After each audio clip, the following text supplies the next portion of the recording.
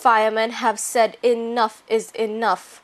On Monday, President of the Fire Service Association, Shane Felix, was at his wit's end with frustration and is determined to do something to alleviate what he considers is the plight of his members. An emergency general meeting of the Fire Service Association was widely publicized for today, Monday, in Vieux-Fort. The association requested the meeting to discuss what it says are long overdue pressing issues. The request was turned down because of an ongoing training at Vieux-Fort. But Felix says participants of such events are usually off-duty personnel and that should not affect the meeting.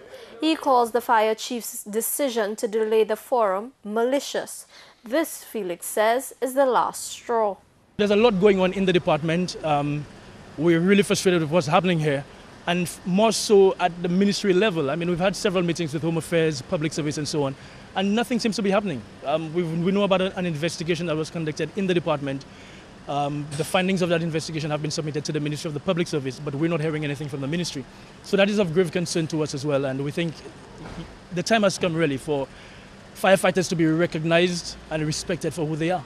The agenda for Monday's meeting included discrimination of a fire officer at a recent conference, the ongoing issues with the chief fire officer, and also the way forward for the association and its members in the wake of stalled tactics by authorities to address the issues raised.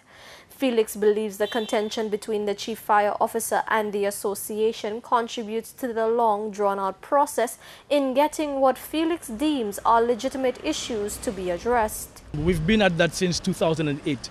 A number of issues: promotions, training, equal opportunity, fairness, and so on.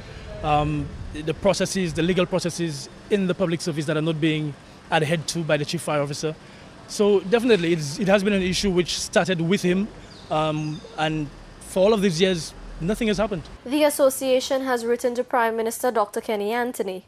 The Prime Minister responded saying he did not have the jurisdiction to deal with the matter and directed them to Home Affairs, who conducted an investigation into the department.